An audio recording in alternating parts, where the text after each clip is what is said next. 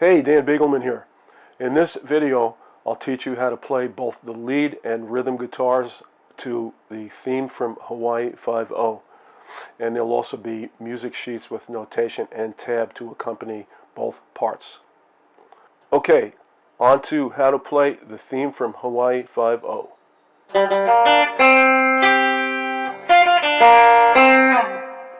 The theme from Hawaii Five-0 is basically in 4 sections.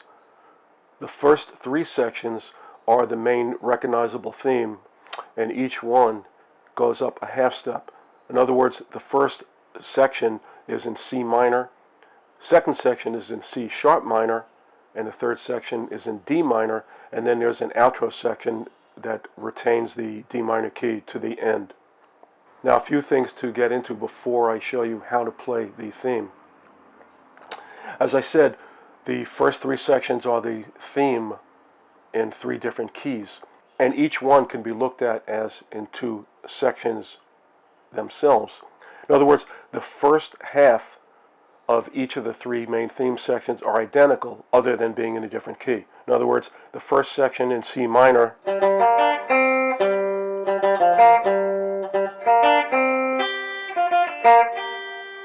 okay, that's the first half of the first section in C minor.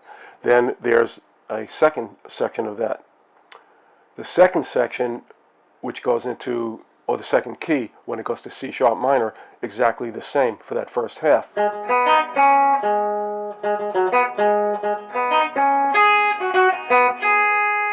And then a second half of that key.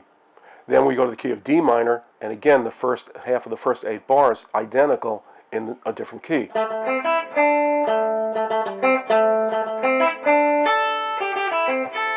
Okay, and then you have the outro section. The point is, the first 8 bars of each of the 3 key sections are identical, other than being played in a different key. It's the second half that differs. So the second half of the first section is this.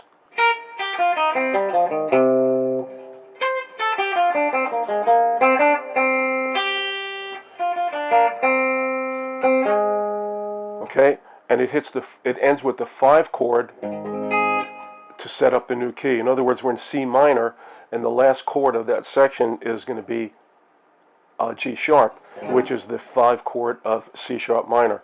Usually when songs modulate, it's the 5 chord that is sometimes referred to as the leading chord, which leads you into the new key. The second half of the second section, the C sharp minor section, is going to be this.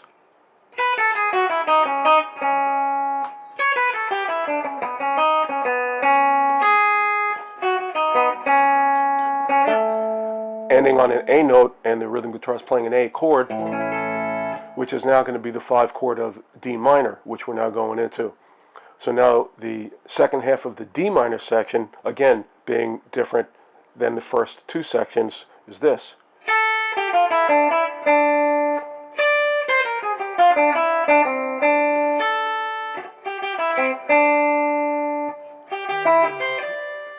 Okay, and then we have this sort of outro section, which I'll start with here with this B flat add 9 chord.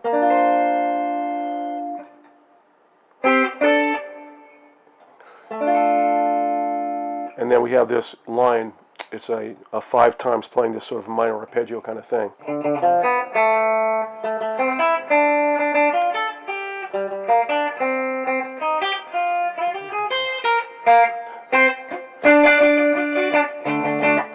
Okay, those are the 4 sections. So again, what's interesting is the first 8 bars of each of the 3 melody sections in C minor, C sharp minor, and D minor are identical. It's the second half of each of those sections that are different, and then you have this outro section. Another thing to pay attention to is that the notes are played without any vibratos, and when they sit, in other words, when a note lasts, it might last sometimes for 2 whole notes. It could be sound like a little dull in a sense. You know, there's no action on the note. In other words, normally guitar players, even myself included, might want to do give a little, vibrato to it to give a little life to the note. It sounds a little dull in a sense. Just sits there, not, you know what I mean? But if you want to sound authentic, if you want to sound like the recording, that's exactly what you need to do. No vibratos, just let the notes really sit as they are and last as long as they're supposed to last. So something to pay attention to, again, if you want to try to emulate the recording as close as you can. And of course, a clean sound. I mean, you could play this with distortion if you want, I suppose, be a different kind of thing. But to simulate the recording, you want a clean sound. If you have a Fender guitar, Strat, Tele, whatever, bridge pickup, okay? And clean tone and reverb. You want that surf sound. That's what you're looking for. And now we're going to play the lead guitar track with a metronome so you can get a sense of the rhythm and how the notes lock into that. First I'll play it at the normal speed, which is I'm going to use the metronome at 160. I believe the track is at 162, but since I don't have 162, the next one I have is 168, and that's a little bright, so I'll play this at 160, and then I'll play it at a slower tempo, and as I play the slower tempo, you'll see music sheets accompanying the video, and you can watch as I'm playing it and see the notes in the tab. Okay, so first here's the lead guitar track to Hawaii Five-0 played at 160 BPM. Oh, and one other thing I wanted to mention, each of the three sections, the C minor, C sharp minor, D minor, as I said, each one, the first 8 bars are the same. They all begin with a pickup measure. In other words, they don't start on beat 1. There's a pickup measure, or a lead-in, if you will. It starts on beat 2 of the pickup measure.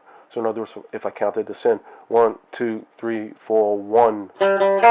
And after I hit this note, the last note of that phrase, this is beat 4 and then beat 1, when the real section begins, the note is held over. It's tied over, okay? So each one, again, pay attention, that begins with a pickup note, a pickup measure, sorry. 1, 2, 3.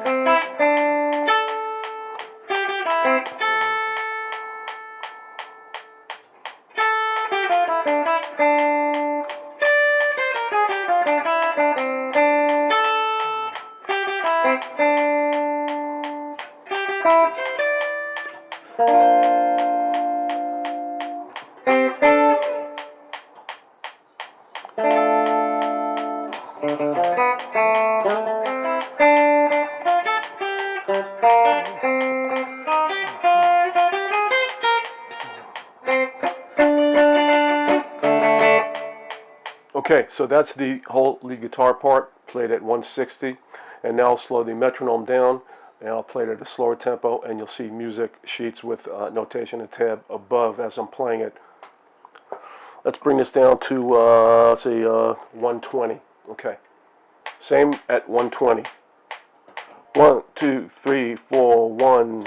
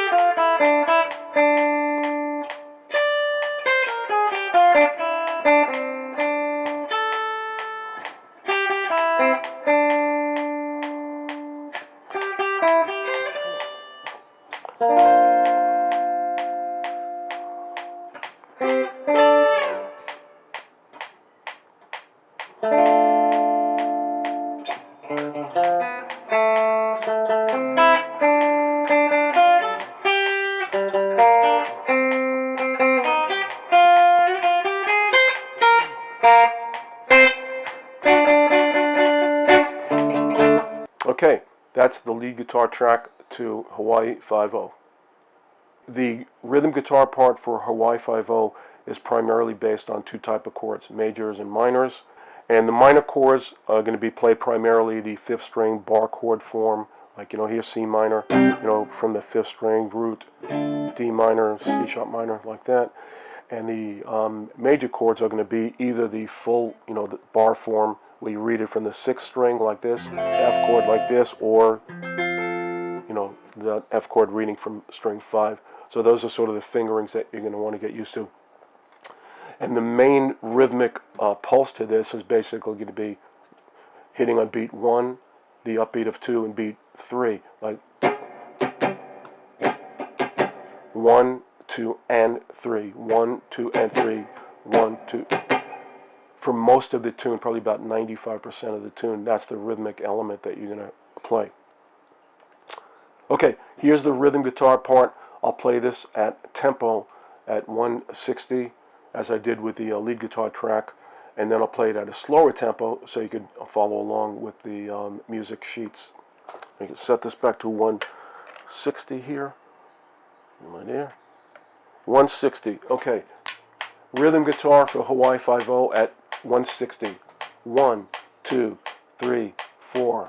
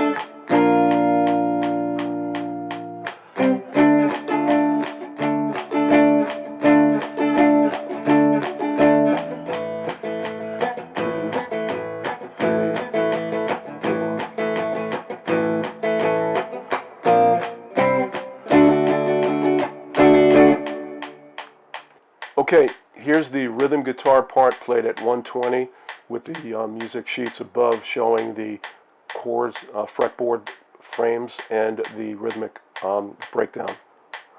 1, 2, 3, and...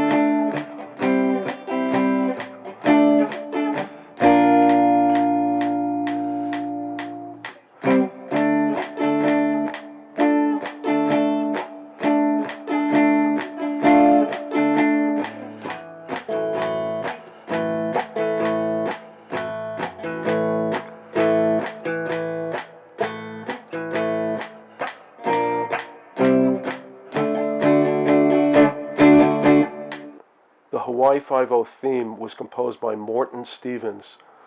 And the reason they called it Hawaii Five-0 is because Hawaii became the 50th state. The original show ran from 1968 to 1980, and then the show was remade in 2010 and ran for 10 years, 2010 to 2020. Now about the recording, the Ventures recording, a few things about that, which I was a little dismayed to hear about. I'm a big Ventures fan. I grew up with the Ventures when I first started playing guitar. Actually, I started playing classical guitar at the very beginning when I was young because my dad played classical guitar. This is a hobbyist, and I would pick up his nylon string guitar and mess around with it. And before I knew it, I was reading music and playing like Bach and Beethoven. Very simple stuff, but that was my beginnings of guitar playing. And then the next thing was the Ventures. I got into the surf music scene, or started listening to a lot of surf music, the Ventures, and of course Wipeout, the Safaris, Penetration, the Shantays. As a matter of fact, the first band I was ever in, we called ourselves the Mysterians, and we were just a trio. We didn't even have a bass player. It was myself on lead guitar, another guy, a friend of mine playing rhythm, and a friend of mine playing drums, and we actually did a gig or two playing surf instrumentals, like Wipeout, Walk Don't Run, things like that.